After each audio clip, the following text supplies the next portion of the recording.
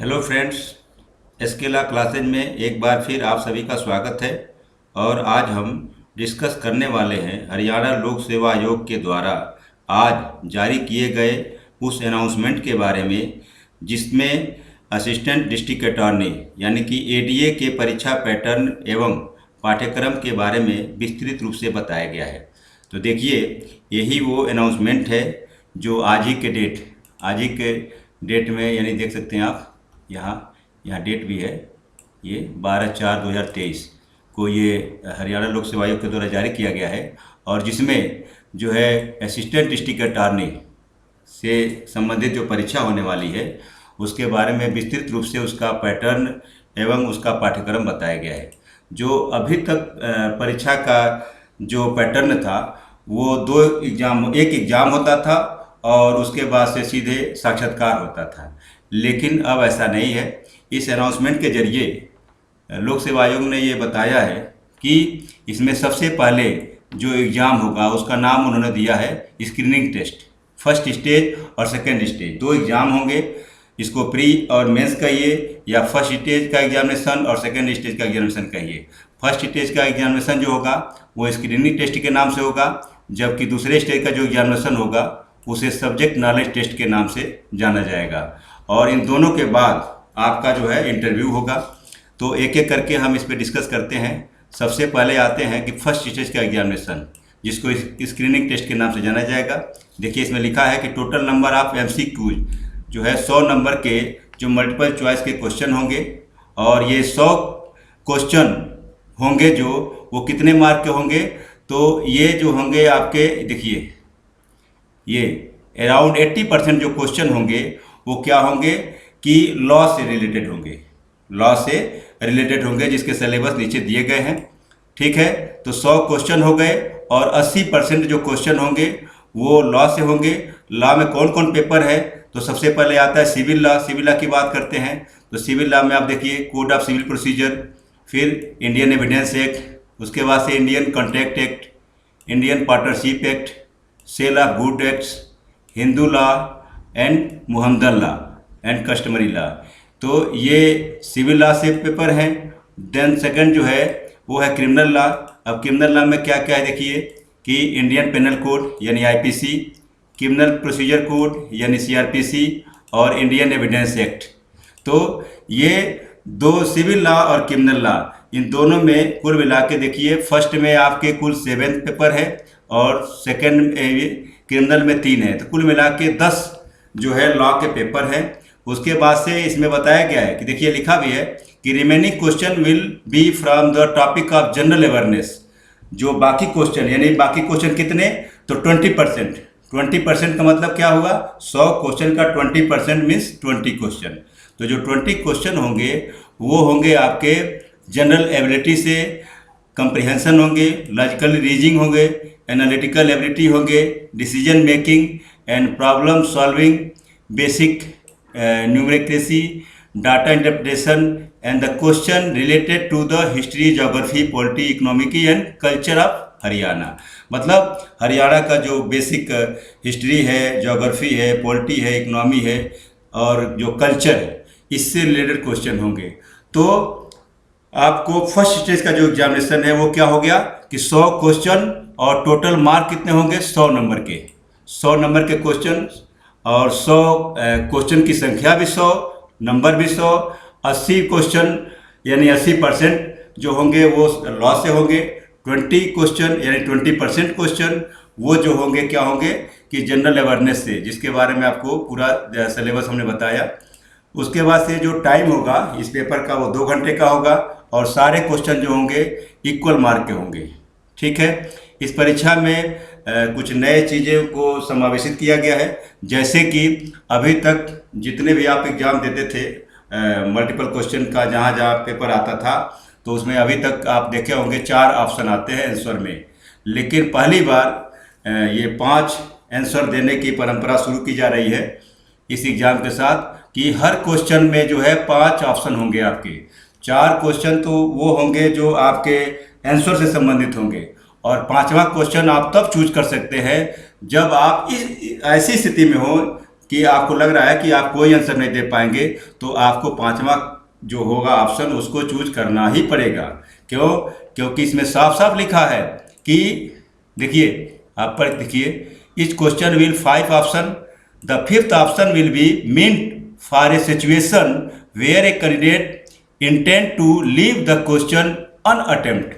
मतलब अभी तक क्या होता था कि अगर आप किसी क्वेश्चन को टच नहीं करते थे तो आपको कोई निगेटिव मार्किंग नहीं दी जाती थी, लेकिन फर्स्ट टाइम ऐसा भी हुआ है कि अगर आप क्वेश्चन का पांचवा ऑप्शन भी नहीं चूज करते हैं, पांचवा ऑप्शन का मतलब कोई आंसर सुटेबल आंसर नहीं है, पांचवा ऑप्शन का मतलब कि आपको ये शो कर रहा है कि आप इस क्वेश्चन का जवाब देने की स्थिति में नहीं है, लेकिन इतना कहने के लिए भी आपको पांचवा ऑप्शन चूज करना ही पड़ेगा। अगर आप ऐसा नहीं करते हैं तो केवल इतने मात्र से भी आपका 1/4 क्वेश्चन जो होगा वो डिडक्ट कर दिया जाएगा। वो देखिए लिखा भी है कि 1/4 mark will be deducted for each wrong answer, और लिखा है कि in case a candidate neither attempt a question not darken the 5th option bubble then 1/4 mark will be deducted for each question. कहने का मतलब कि अगर किसी क्वेश्चन का जवाब अगर आपको नहीं आता है तो भी आपको पांचवा विकल्प भरना ही होगा। अगर आप नहीं भरते हैं तो 1/4 जो मार्क होगा उस क्वेश्चन का वो आपको निगेटिव मार्किंग की जाएगी, वो डिडक्ट होगा। और अगर क्वेश्चन का जवाब गलत देते हैं तो भी 1/4 जो होगा निगेटिव मार्किंग होगा ही होगा। ठीक है। दूसरी जो चीज़ है वो है कि the question paper will be in English language. मतलब क्या है, क्वेश्चन पेपर पूरा का पूरा क्या होगा, इंग्लिश में होगा। उसके बाद से है कि एक candidate will have to secure a minimum of 25% mark clear the screening test. देखिए, सेकेंड फेज में जाने के लिए, यानी जो सब्जेक्ट नॉलेज वाला जो दूसरा स्टेज है, उस स्टेज में जाने के लिए आपको कम से कम 25% मार्क जो है आपको लाना ही होगा। लेकिन ध्यान रहे, 25% मार्क लाने का मतलब ये नहीं कि जितने भी लोग लाएंगे उस हिसाब से सारे लोग जो है सेकेंड फेज में, यानी सेकेंड जो आपका एक स्टेज है उसमें चले ही जाएंगे, ऐसा भी नहीं है। जो कट ऑफ होगा उसी हिसाब से जाएंगे। ठीक है। जो नेक्स्ट चीज है वो क्या है कि candidate 4 time the number of advertise post categories wise will be called for the next stage. मतलब क्या हुआ, जो अभी अभी हमने बताया कि हर वह व्यक्ति जो 25% मार्क पाता है, इसका मतलब ये नहीं है कि वो सेकेंड स्टेज के लिए जाएगा। केवल एक सीट पे 4 लोगों को जो है क्वालिफाई कराया जाएगा सेकेंड स्टेज के लिए। तो नीचे से जो आपका जो सीट है, जितना नंबर ऑफ सीट एडवर्टाइज किया गया है उस हिसाब से हर सीट पे ऊपर से जो है 4 लोग ले लिए जाएंगे, बाकी लोगों को छोड़ दिया जाएगा। क्लियर। नेक्स्ट जो चीज़ है उसमें बताया गया है कि the mark obtain by the candidate in the screening test will not be counted for final selection because it is meant only for short listing of category wise candidate। ठीक, ये बताया गया है कि आपका जो स्क्रीनिंग टेस्ट जो हो रहा है, जो फर्स्ट एग्जाम है, जो फर्स्ट स्टेज का एग्जाम है, वो मार्क आपका सेकेंड स्टेज के एग्जामिनेशन में जोड़ा नहीं जाएगा। वह केवल और केवल क्या है, शॉर्ट लिस्ट करने का एक तरीका है। ठीक है। एक सीट पे 4 लोगों को लेने के लिए ये जरिया बनाया गया है। जो ही 4 लोग आ जाएंगे एक सीट पे, उस हिसाब से जितने लोग चाहिए ले लिया जाएगा, बाकी को छोड़ दिया जाएगा। ठीक है। और आपका फर्स्ट स्टेज वाला मार्क जो है नेक्स्ट एग्जाम में, यानी जो सेकेंड फेज का एग्जाम है जिसको सब्जेक्ट नॉलेज टेस्ट नाम से जाना गया है, उसमें ऐड नहीं किया जाएगा। आपका जो फाइनल रैंक बनेगा, जो आपका सिलेक्शन होगा, वो केवल 2 चीज़ों से होगा। वो क्या होगा कि एक तो सेकेंड स्टेज का एग्जाम जिसको सब्जेक्ट नॉलेज टेस्ट कहते हैं, और दूसरा जो क्या होगा आपका इंटरव्यू। इन्हीं दोनों को मिला के आपका सिलेक्शन होगा। तो आइए देखते हैं सेकेंड स्टेज के एग्जामिनेशन के बारे में क्या क्या बताया गया है। देखिए, सेकेंड स्टेज के एग्जामिनेशन के बारे में बताया गया है कि the time duration of exam is 3 hour. जो टाइम होगा इस एग्जाम के लिए वो 3 घंटे का पेपर होगा। 3 घंटे का पेपर होगा, और साथ ही साथ देखिए कि the question paper will be in English language.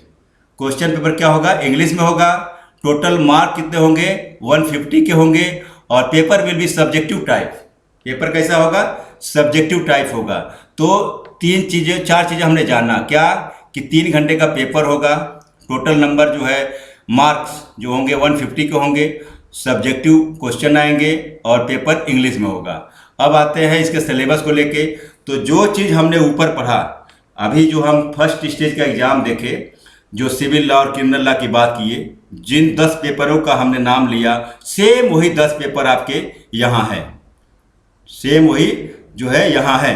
तो कुछ भी फर्क नहीं है, जो जो हम वहाँ पढ़े हैं वही सारे पेपर है। देखिए सिविल लॉ में code of civil procedure, Indian evidence act, Indian contract act, Indian partnership act, sale of good act, Hindu law, Mohammedan law and customary law.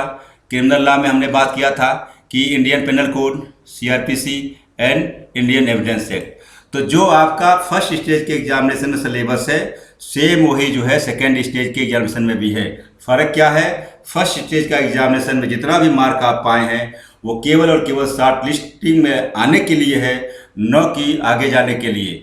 जो सेकेंड फेज का एग्ज़ाम होगा, जिसको सब्जेक्ट नॉलेज टेस्ट कहा गया है, ये mark जो है आपका इंटरव्यू वाले मार्क में जोड़ के फाइनल जो है सिलेक्शन होगा। ठीक, अच्छा, इसमें कुछ चीज़ें और भी हैं। देखिए, no candidate will be called for the interview viva voce test unless he she secure a minimum of 35 mark in the test. कुल मिला के देखिए, अभी हमने बताया था थोड़ी देर पहले कि फर्स्ट स्टेज के एग्जाम में अगर 25% मार्क नहीं आता है तो आप सेकेंड स्टेज में नहीं जाएंगे। उसी तरह से सेकेंड स्टेज के एग्जामिनेशन में अगर आप 35% मार्क सिक्योर नहीं करते हैं तो आपको वाइवा वॉइस के लिए कॉल नहीं किया जाएगा, आप इंटरव्यू में नहीं जाएंगे। ठीक, उसी तरह से दूसरा चीज़ क्या बताया गया है कि द नंबर ऑफ कैंडिडेट, देखिए, the number of candidates called for interview will be 2 times. मतलब क्या हुआ कि अब जितने भी सेकेंड फेज में जो लोग एग्ज़ाम दिए हैं, 35% मार्क पाने वाले सभी लोगों को वाइवा के लिए कॉल नहीं किया जाएगा। किस हिसाब से होगा, तो एक सीट पे 2 लोगों को जो है वाइवा के लिए, इंटरव्यू के लिए बुलाया जाएगा। उस हिसाब से सीट के हिसाब से ऊपर से वो मेरिट बना लिया जाएगा। फिर जितने लोग एक सीट पे 1-2 लोग होंगे उतने को ले लिया जाएगा, बाकी लोगों को छोड़ दिया जाएगा। तो ये क्राइटेरिया रहेगा आपका इंटरव्यू तक पहुंचने का। और दूसरी चीज़ कि the weightage of the second stage test will be 87.5%। देखिए कि जो मार्क्स है, जो वेटेज मतलब क्या है कि जो आपका 100% होता है कोई भी चीज़, तो उसका 87.5% जो वेटेज होगा वो आपके जो सेकेंड स्टेज का टेस्ट है उससे लिया जाएगा। और 12.5% मार्क जो होगा वो इंटरव्यू का होगा, जो यहाँ बताया गया आपको थर्ड स्टेज का एग्जामिनेशन, जिसको इंटरव्यू के नाम से बताया गया है। तो वो देखिए लिखा है कि the weightage of the interview will be 12.5%। मतलब इंटरव्यू जो होगा वो 12.5 नंबर का होगा, या ये कहिए 12.5% का होगा। और जो आपका सेकेंड स्टेज का जो एग्ज़ाम हुआ है वो 87.5% का होगा। तो दोनों मिला के 100% हो गए। इस हिसाब से क्राइटेरिया बनाया गया है और इसी हिसाब से जो होगा फाइनल मेरिट लिस्ट बनेगा और आपका जो सिलेक्शन होगा। तो ये जो क्या कहते हैं, जितना भी आपके हरियाणा लोक सेवा आयोग के द्वारा बताया गया था, हमने इसके बारे में बताया। अगर हमें उम्मीद है कि आपको ये एग्जामिनेशन पॉइंट ऑफ व्यू से काफ़ी लाभदायक होगा। तो फ्रेंड्स, आज हम लोगों ने हरियाणा पब्लिक सर्विस कमीशन के इस अनाउंसमेंट के बारे में जो है जितना संभव हो सका चर्चा किए, और हम उम्मीद करते हैं कि आपको ये वीडियो पसंद आया होगा। So thank you friends for watching my video. Thank you.